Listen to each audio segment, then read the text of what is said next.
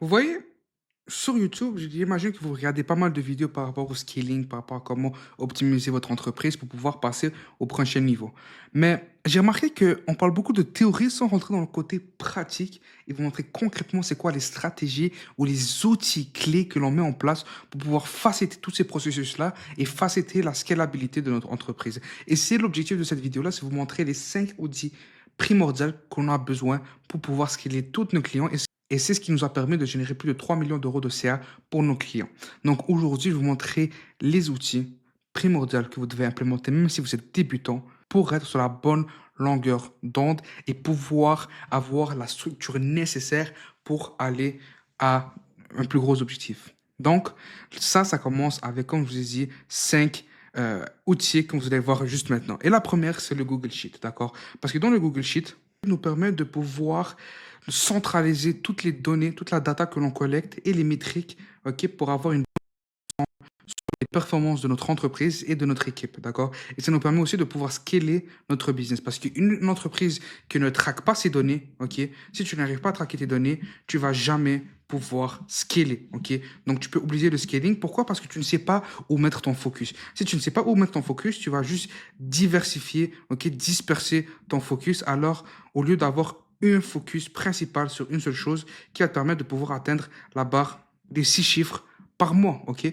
Parce que si, c'est comme à l'école. À l'école, quand tu recevais ton bulletin scolaire, qu'est-ce que tu faisais? C'est que tu regardais toutes les notes que tu avais. Et pour avoir une bonne moyenne générale, tu te focalisais sur les matières où tu étais beaucoup plus faible. Donc, exemple, en SVT, en histoire, etc., pour aller chercher la meilleure note. Mais si on te donnait juste le bulletin général, toujours, sans te dire le breakdown de chaque matière et où tu échouais, alors tu aurais juste travaillé sur tout, ou tu aurais même juste procrastiné tout simplement parce que tu sais pas qu'est-ce qui fait en sorte que ton bilan général est en dessous de la moyenne. Mais maintenant que tout est breakdown dans ton bulletin et que tu sais, exemple, en maths, français, SVT, t'es fort, mais en sport, histoire, géographie, bah, t'es de la merde, bah, tu vas savoir que tu vas te focaliser sur ces 3 aspects-là pour augmenter ton bilan général. Donc, c'est exactement la même chose dans ton entreprise. Et c'est pour ça qu'on va aller traquer la data afin de comprendre rapidement, ok, c'est la clé, c'est la rapidité d'exécution, qu'est-ce qui fonctionne et qu'est-ce qui ne fonctionne pas, d'accord? Et c'est de cette manière-là qu'on va pouvoir scaler les entreprises, nos clients, beaucoup plus rapidement, ok? Donc si vous voulez recevoir ce tracking sheet-là, rejoignez le Community School que j'ai mis en description de cette vidéo-là pour que vous puissiez aller voir ce tracking sheet et pouvoir l'utiliser pour avoir toutes les données nécessaires, les principales data que vous devez collecter primordialement. Et en bonus, pour ceux qui bookent un appel avec moi, comme je vous ai dit à chaque vidéo, je vais vous bâtir un plan d'action étape par étape pour pouvoir savoir qu'est-ce qu'il faudrait que vous optimisez dans votre business personnellement pour que vous sachiez qu'est-ce qu'il faut implémenter dès maintenant pour pouvoir scaler et atteindre d'abord des 30 000 euros et 50 000 euros. Et pour toutes les personnes qui vont booker un appel, je vais leur donner en bonus le tracking sheet qu'on utilise pour nos équipes d'acquisition, dans nos équipes de croissance. Ok? Donc, voilà.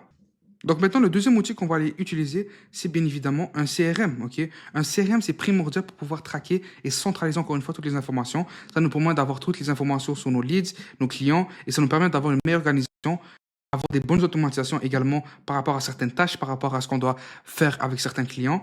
Et ça nous fournit aussi des données pour optimiser nos stratégies que l'on implémente avec nos clients. Ok, et lequel vous allez me dire qu'on va potentiellement utiliser, je vous conseille 3 parmi ces deux-là, ces 3-là plutôt, excusez-moi. Donc il y a Salesforce, HubSpot et High Level. Nous, personnellement, on utilise toujours High Level parce que High Level, tu peux potentiellement tout avoir à l'intérieur. Mais si vous êtes quelqu'un qui débute, ok, alors je vous conseille d'utiliser HubSpot. HubSpot est super bon pour quand vous commencez, pour débuter, vous n'avez pas un gros budget. Même System.io, que j'ai pas mis ici, mais qui est super bon aussi. Pourquoi? Parce que c'est facile à prendre en main.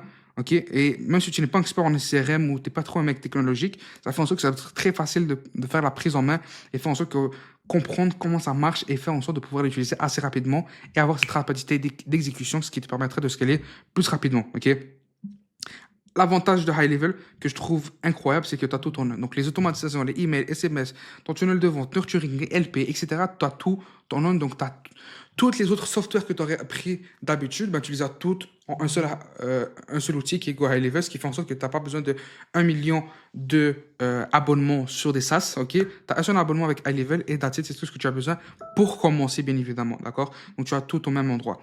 Salesforce, qu'est-ce que j'adore avec Salesforce, c'est que c'est super scalable. Donc, c'est tellement clair en termes d'information et tu peux tellement l'adapter et l'optimiser qui fait en sorte que tu auras tellement de data collectée grâce à Salesforce que ça fait en sorte que à n'importe quelle étape de ton entreprise, ça va être super facile de scaler parce que tout est récolté de manière automatique et Salesforce te permet de scaler encore plus rapidement, d'accord?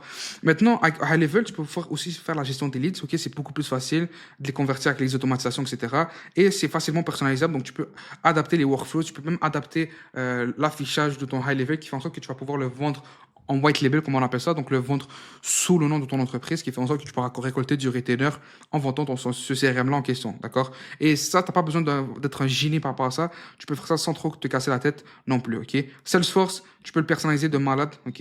Donc, tu peux customiser tous les moindres détails. Si tu as une vision spécifique pour ton processus de vente, tu peux le faire. C'est vraiment l'outil qui peut être le mieux adapté à ta situation, ok?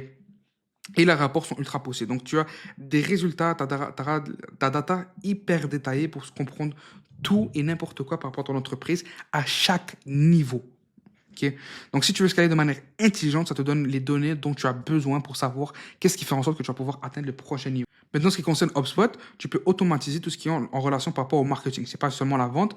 Donc, c'est tout en un pour gérer la marketing et la vente, comme je vous disais. Okay? Donc, c'est super bien centralisé. Tu as tout en un, ce qui fait en sorte que tu vas pouvoir avoir les bonnes datas aux bons endroits et ça te permet de pouvoir les séparer, ces deux aspects-là, sans trop de complications. Et les intégrations sont super simples. Il y a énormément de connexions avec le Gmail, Slack, Discord, etc. Donc, c'est facile de les connecter et faire en sorte que tu puisses avoir des automatisations qui envoient des données, des informations sur ton outil de communication. Et ce qui me ramène à la troisième outil qui est super important, ça va être ton outil de communication principal, d'accord? Donc, comment tu fais la communication avec ton équipe, ok? Pourquoi? Parce que si tu centralises, encore une fois, toutes les discussions et tu permets d'organiser les sujets par rapport au projet, par rapport à ton département que tu as dans ton entreprise, donc ça va te permettre de transmettre les informations très rapidement. Ok. Et ça fait en sorte que tu évites tous les malentendus et tous les problèmes potentiels à cause d'une communication. Parce qu'une des raisons qui fait en sorte que tu peux facilement détruire ton entreprise, c'est la mauvaise communication. Quand tu centralises toute la communication en un seul endroit et n'utilisez pas WhatsApp, ok? WhatsApp, c'est pas... Tu peux pas gérer un business avec juste WhatsApp, d'accord? Mais WhatsApp, c'est un super bel endroit pour commencer, mais ne le faites pas tout sur WhatsApp. En tout cas, ça fait en sorte que tu puisses avoir de la communication claire entre chaque département, chaque verticale de ton entreprise, qui fait en sorte que les informations se transmettent assez rapidement, assez facilement, et tu puisses avancer beaucoup plus rapidement que si tout était désorganisé, ok? Donc, lesquels utiliser, je conseille toujours deux, Slack, ok, et Discord. Comme je disais, WhatsApp, c'est pas un outil de communication pour une entreprise, d'accord? Donc, l'avantage de Discord que nous, on utilise personnellement, c'est la flexibilité. C'est entièrement gratuit, donc les fonctionnalités de base, ça te permet d'avoir une certaine grande flexibilité par rapport à ce que tu peux mettre en place, les intégrations, etc., d'accord? Et tu peux faire une super belle organisation. Tu peux personnaliser tes canaux, ok? Donc, faire en sorte d'avoir une différence entre ceux qui font du marketing, ceux qui font la création de contenu, ceux qui font les ventes, ceux qui font le Customer Success Manager, donc ceux qui s'occupent du delivery, etc.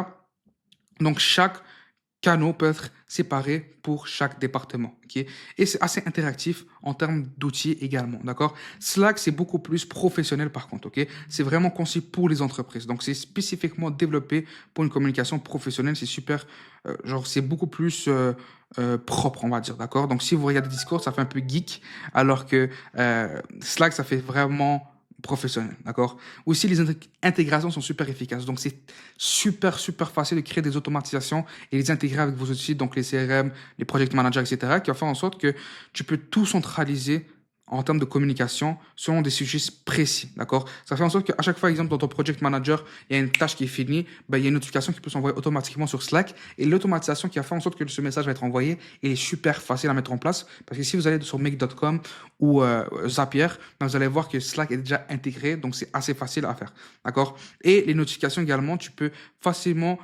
personnaliser tes notifications. Dans le sens que ce canal-là, je vais entendre des notifications. Ce canal-là, je m'en tape un peu. Ce canal-là, je veux des notifications chaque semaine, etc. En fait, tu as plusieurs personnalisations que tu peux mettre en place selon le canal que tu as créé. D'accord? Donc, c'est super intuitif et c'est super facile également pour ta gestion de temps en tant que fondateur de ton entreprise. D'accord? Et une des principales outils que pas beaucoup de gens parlent, ok, c'est la quatrième outil avant qu'on passe au bonus, c'est le project manager. Okay? Le project manager, j'entends pas beaucoup de personnes en parler, mais c'est super incroyable. C'est primordial, je trouve, personnellement, pour atteindre la barre des 50 000 euros, 100 000 euros par mois sans project manager, c'est super compliqué de scaler. OK? Donc, ça te permet de centraliser toutes les tâches, ok, d'organiser les travaux selon les priorités et ça t'évite de perdre de vue toutes les tâches que tu as besoin de faire selon tes clients, selon ton équipe, selon la phase où tu en es rendu dans ton cheminement, d'accord? Et ça facilite aussi la communication de ton entreprise et avec tes équipes parce que tu peux vraiment séparer chaque tâche selon chaque département, selon chaque verticale dans ton entreprise pour être sûr que les personnes suivent réellement qu'est-ce qu'ils doivent mettre en place et où ils sont rendus dans les processus. OK? Donc, on peut aussi voir l'avancement de chacun pour voir est-ce que les personnes font réellement leur travail ou non, est-ce qu'il y a un délai, est-ce qu'il y a du retard ou non. Donc, ça te permet de faciliter cette visibilité sur la progression des tâches de chaque personne que tu as dans ton organisation. Donc maintenant, lesquels utiliser principalement? Si vous êtes toute seule, si ce n'est pas une grosse équipe, vous êtes encore environ trois personnes environ, je vous dirais, utilisez Trello, ok? Pourquoi? Parce que c'est super simple d'utilisation. C'est un système basé sur des cartes, ok? Tu peux facilement créer des tableaux, c'est vraiment intuitif, ok? Et chaque projet, il y a une liste des tâches que tu peux mettre en place. C'est visuellement, c'est assez agréable, donc c'est vraiment esthétique, c'est pas trop achalandé, il n'y a pas trop d'informations. C'est vraiment parfait. Dans le sens que tu es tout seul ou tu as 3 mecs dans ton équipe, c'est vraiment parfait. C'est assez flexible également, ce qui fait en sorte que les tâches vont être super faciles à mettre en place, à faire un bon suivi, etc. Donc, c'est pas trop compliqué non plus. Ok. Il y a aussi ClickUp. ClickUp, nous, on l'utilise principalement dans notre équipe, ok, dans notre entreprise et avec nos clients. Pourquoi? Parce que tu as tout ton... C'est un des outils de Project Manager qui est hyper complet. Il regroupe toute la gestion de tâches, les gestions des documents, la gestion des ressources et même les suivis de temps. C'est-à-dire combien de temps ça te prend chaque tâche que tu exécutes, ok? Ça fait en sorte qu'on puisse voir qu'est-ce qu'on peut optimiser, même en termes de personnes, ok? Et tu peux vraiment personnaliser de fou malade, en vrai de vrai. Donc, dans le sens que tu peux vraiment rajouter tous les aspects que tu veux, tu peux vraiment rajouter énormément de données, tu peux rajouter énormément d'interfaces que tu voudrais, tu peux mieux contrôler ce que tes équipes font, etc., etc. Donc, c'est vraiment facile d'exécution cet outil-là. Ok.